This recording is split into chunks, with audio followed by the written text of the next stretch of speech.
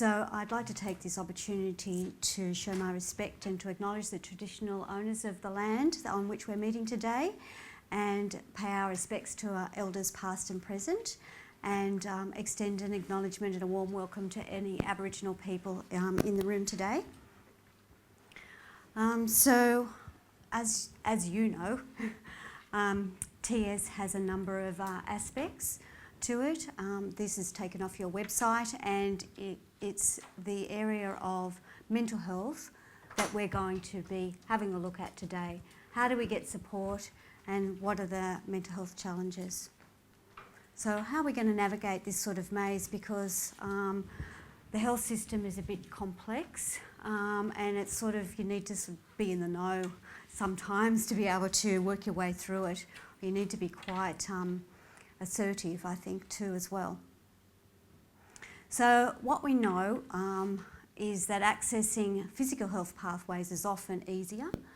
It's a bit more straightforward, and sometimes it needs to be prioritised first. There are some neurophysiological and development difficulties, and these are complicated on their own, let alone if you have part of another presentation. Another important point to make, and I think this is important across, a key message to really be aware of, is that early intervention and screening is really important and the key to getting the best supports.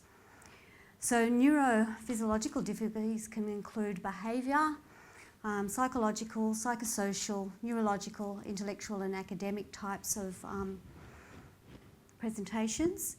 And 90% of TS have signs of neuropsychiatric difficulties, and yet only 20% get assessment and treatment and support. So I thought we'd just go through quickly a who's who in the zoo, as they say. I think I've skipped one. A psychiatrist is a medical doctor, so they need to be a medical doctor before they specialise in psychiatry. There's different psychiatrists, some that specialise in adult mental health, and some that specialise in child, adolescent mental health. Then there's a neuropsychiatrist who is also a medical doctor and often a psychiatrist first before they specialise in the links between the brain and behaviour. Then there's a developmental paediatrician. This is a medical doctor who has a special interest and training in children's developmental progress. So that includes how children acquire their knowledge and their skills, how they learn to behave and socialise, and it tends to specialise in disorders such as autism, ADHD and intellectual disability. Then there's a clinical psychologist who's a specially qualified psychologist who can provide assessment as well as treatment. And then there's counsellors, social workers and other therapists who have a range of qualifications and can offer experience in counselling areas. And then there's special education teachers who are specially trained to work with children in schools who have special needs. Then there's the Child and Adolescent Mental Health Service. This is usually a free community-based mental health service funded by the state government of each of the states, where mental health services are provided to parents of infants, children, adolescents and the perinatal period. There's also diagnostic and assessment services. Hopefully you have them in each state. I know they do in New South Wales. Uses of formal assessment tools to assess and diagnose children 0 to 18 with global sort of development delay, intellectual disability and or that autism spectrum disorders in a standardised sort of a way.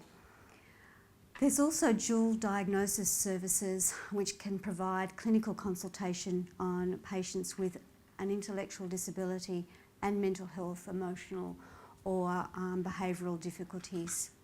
So this is a whole myriad of mental health services, and how do you actually navigate to know which one's going to be right for you, and how do you get to these people and find them?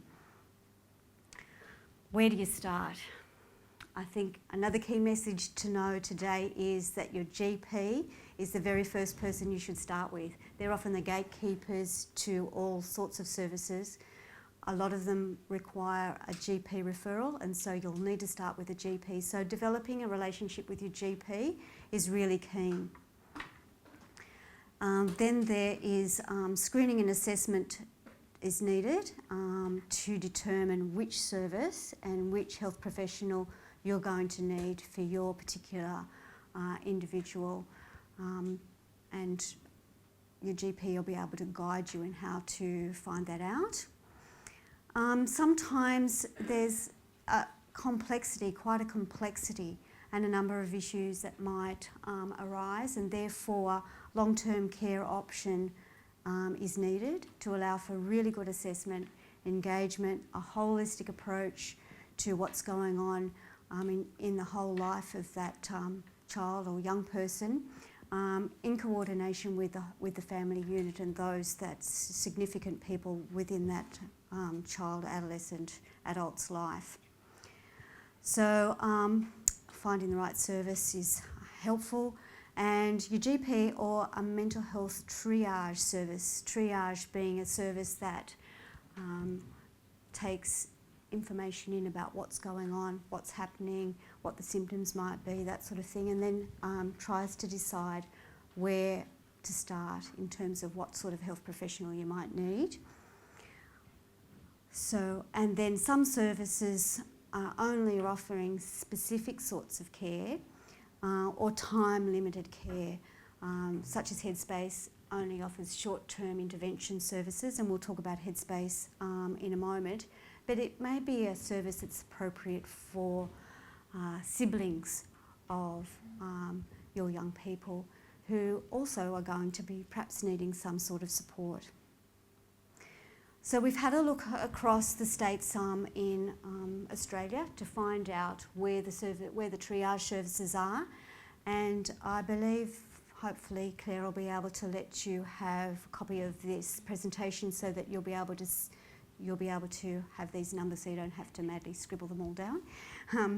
But there's a mental health triage and access line in New South Wales. There's some helpful websites as well. The ACT also does, and transcultural mental health is available too for families whose first language may not be English and they need some support with people that actually speak their language.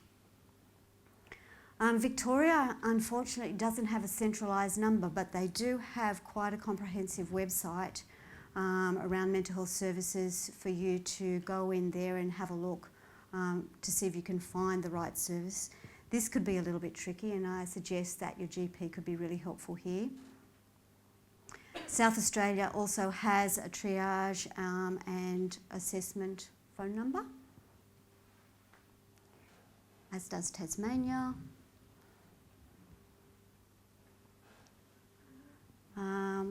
Western Australia doesn't seem to have the same type of triage sort of number, but it does have an emergency response line. And also some supports around transcultural mental health and drug and alcohol information service. Northern Territory has a assessment telephone triage and liaison line. And Queensland is the star state, I'm afraid. It has a mental health triage, drug and alcohol information and physical health triage on the same number. How sensible is that? So I'm just going to hand over to Bill to just have a chat to you about what your GP can do, and after that we'll just go into a little bit about what Headspace does. Okay, thanks Lesley. So I'm a general practitioner in private practice as well as a GP in the Headspace unit. So I'm going to break this up into two bits. First, what we do as general practitioners, then what we do specifically in Headspace. So as a GP, as most of you all know, you should have one, number one, and basically it's a comprehensive sort of service we should provide. So we should know and basically be able to assess the individual and provide all the services that should be provided in the community. Now the difficulty we often have is that we have to know the services in the given area. So we're tasked with both assessing and managing and referral services. That can be as simple as organising clinical psychology, developmental paediatricians, psychiatrists, but the services that are available are sometimes either hidden or there's many waiting queues as well, as you probably know, and often delays. So it can be as simple as, like I said, community-based ones, which we know local area health services, for instance, in the St George area, Randwick and the likes is easy, but you need to know that your GP knows that as well. Hopefully they do. It can be through community mental health. There's a child and adolescent mental health services we have available. We have private psychologists, psychiatrists. We've got the major hospital units as well, and that's basically where we try and plug into. When it comes specifically to Headspace, a lot of what we do is basically short to medium term management, and that includes a complete assessment of the individual. That includes a physical assessment as well as a psychological. And we use a tool called a Heads assessment, which I'm not sure if you've heard of, but basically involves looking at the whole approach of the individual: education, development, social skills, drugs and alcohol, health, service, sexuality, the works. And when I was looking at your assessment tool for the TAND, you can see that there's, I think, some peaks in assessment between the age groups of 6 to 12 and then later on in life as well, adolescent age. And we cover the whole spectrum from 12 to 25. And that is sort of our target range. Now, in terms of severity of disease, we can look after, like I said, up to the middle range. And then beyond that, we have allied services that help us. We do have in-house psychologists, we have social workers. All the units run slightly differently. So some of them plug into the community mental health services, others will have their own services in-house. Drug and alcohol can be involved. We've also got FAMs which can help us with education and training. So there's a lot of skill sets that we have there. The thing is that, can I have a show of hands of who's heard of Headspace before? Excellent. Oh, all right. So stars. we've got a really good audience here then. So the key is that we are expanding. There's more units and services coming around all the time. We're heading towards 100, I think, by 2017. There's already about 70 to 80 in service, and there's more opening up in every state currently. The key is that your own GP can actually access that service as well. It doesn't have to be a direct referral. You can go through your GP and get the assessment done there. And there's downloadable forms, referral forms, and assessment tools. The other thing you'll notice basically, and I'll flip over, is the actual referral basis. So you know about mental health treatment plans, which provide you with up to 10 services that are subsidised in a year. So depending on where you're plugging in with your service, and depending what they're charging, there can be a gap payment, but some people choose that pathway because they can choose who they wish to have. Then there's the allied psychological services, which basically can be through community-based services and Headspace units themselves. And then there's the enhanced primary care plan, which you can actually use for psychological counselling as well, although the subsidy is lower. But that's wholly dependent whether you've used that service for other things like occupational therapy, speech pathology, physiotherapy. And again, that can be juggled, and it's reset annually by calendar year, from what I remember. Although when we argue with Medicare, it depends who you got on the end of the phone. In essence, those services are always available, and they do reset every year. Okay, so that's something that is a good thing, that you don't have to end the services. Now, I know when you have your autistic spectrum diagnosis, there's more services that are plugged in through developmental paediatricians and the likes, but they're limited to, I think, 24? Would that be right? Yeah, and that's lifetime, essentially. Whereas our services can keep replenishing every year. And even though we have sort of an age limit in Headspace, as your GP, there is no age limit. So we can start from 4 and work all the way to age services even beyond 65. So that is something you keep in mind. The services never end, and as your GP, we don't stop looking after you either. And that's what you need to keep in mind as well. Different skills and sets of GPs. There are GPs that are trained in counselling as well. I myself am level 2 focused psychological strategy training, so I can do counselling up to a level. You will find them around, but you have to ask around and see who actually does it. And there is a register available through the college now that actually lists them as well. And that's always something you can plug into as well, which doesn't necessarily use up all the services you've got available. Next. Okay, now I started on the Headspace bit, but I'll get Lesley to switch over to that as well. Okay, so let's have a quick look at how Headspace fits into this landscape. Probably Headspace is best placed to support the siblings in the family. Headspace is charged with offering 4 core streams of services. So each Headspace site, and as Bill said, we've got a number of sites open now across Australia, about 84 I think it is, and 100 going to be open by 2017. Each Headspace Centre is charged with being able to offer 4 core streams of services.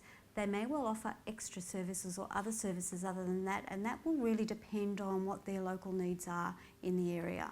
So, for example, a rural Headspace centre might have an Aboriginal worker on board, and they might do something particular for the Aboriginal community. So it really just depends on what the local area demographics are, and also what other services are out there to support young people. So the 4 core streams are mental health, drug and alcohol, work, school and study, and of course physical health, and that's where our GP comes in. At Headspace Hurstville we also have a sexual health nurse, but that doesn't mean to say all Headspace sites will have that. GPs are really well placed to cover sexual health as well, but sometimes young people feel comfortable with the nurse for those sorts of discussions. Sometimes it even depends on whether the gender of the GP. Sometimes they not necessarily want to discuss it with a guy. The girls don't necessarily want to discuss it with Dr. Bill, although we do. Dr. Bill is really good at engaging young people, and he has all sorts of young people are telling him stuff. So here's our centres across Australia. This is only up to date as in last year, so there's still a few more centres to open that aren't on here. But there's quite a variety, and as you'll notice, there's quite a number in New South Wales, Victoria and Queensland, being that's where the greatest population of Australia is situated on the east coast. Well, not the east coast, but the east side. And so there's a balance between urban centres and rural centres as well. In New South Wales, I think we have about 28 centres, and there's going to be about 32 once we're up to 100. So quite a number of centres. So what can you expect at a Headspace centre? Short-term early intervention support for a range of issues. The idea is to really encourage young people to seek help early so that they can have a conversation around what's worrying them, what's bothering them, get some support early so that they're less likely to develop into more serious concerns further down the track. Most Headspace sites, the services are free. Some Headspace sites do charge a gap fee for ongoing services. And the idea about Headspace is that it is youth-friendly and welcoming. Being charged with setting up a Headspace site, one of the criteria is that it needs to be in a youth-friendly location. That is, it needs to be close to a public transport hub so that it's easy for young people to get there on their own. Bus interchange, trains, and also in a place where young people usually hang out. So in the sort of CBD or close to the CBD for urban ones of a suburb, or if it's more of a rural one, close to sort of the town centre, not right in your face, first thing as everybody sees, so that everybody who can see you just walk in there, but sort of something that's a bit discreet as well.